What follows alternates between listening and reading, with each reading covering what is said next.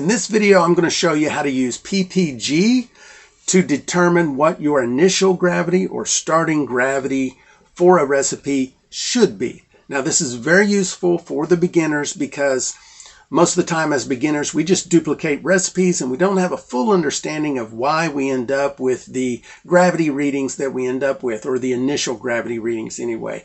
Why does this recipe have, 5% alcohol and this recipe have 9% alcohol? Well, that's all calculated with PPG, or points per pounds per gallon. And I'm going to show you how to calculate all that and how to use it in this video.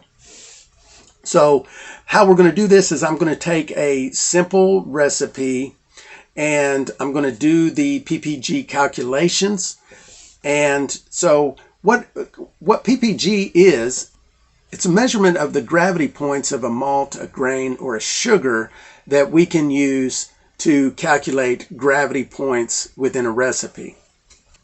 Now let's just jump into a simple recipe. I'm going to do a 5-gallon batch of corn and 2-row malted barley.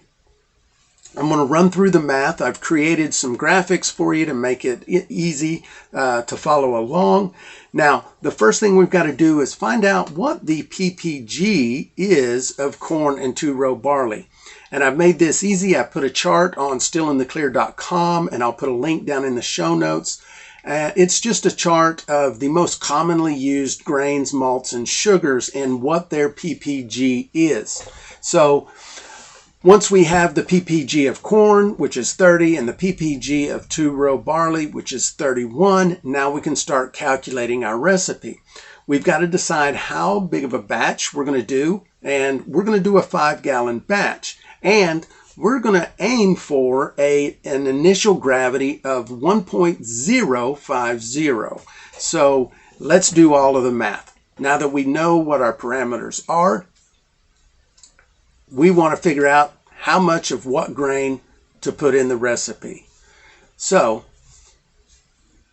if we know we're going to have 5-gallon batch and we know we are aiming for 1.050, which means 50 gravity points, then we're going to multiply 5 gallons times 50 gravity points, because that's what we're aiming for.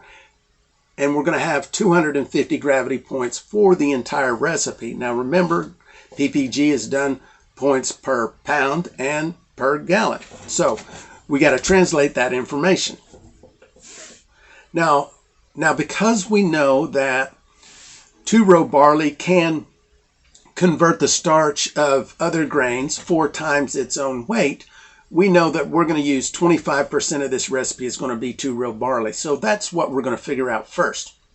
We're going to take the 250 gravity points for the total recipe. We're going to multiply that by 25%, and that's going to give us 63 gravity points. This tells us we're going to get 63 of our gravity points just from the 2-row barley.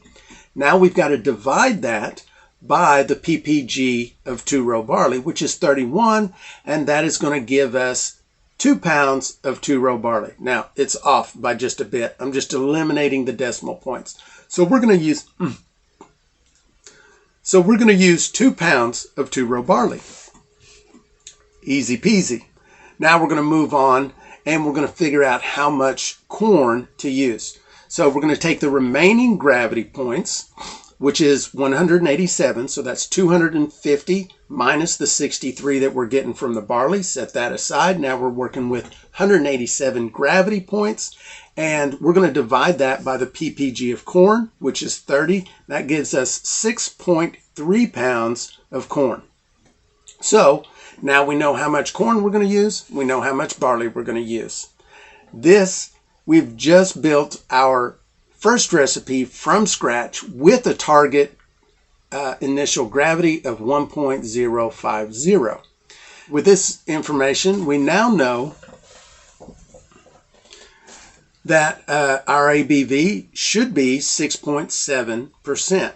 And this is assuming that we convert all of our starches, we have a 100% conversion rate, and that our ferment goes well. So you can see how useful this can be. It's also useful because now if maybe I don't want to build a recipe. Maybe there's a recipe I already like, but I want to alter what the initial gravity is going to be. I can use all of this same math to either increase the amount of grains to get a higher ABV, or decrease the amount of gallons to get a higher ABV, or use, well, we're already using a particular grain, so we don't want to change the recipe, but we want to either lower the water amount or increase the grain amount, both of which will increase your initial gravity reading. So if you got a little bit lost on understanding the diastatic power and the degrees lintner, check out this video. But YouTube thinks you like this video. Take your pick.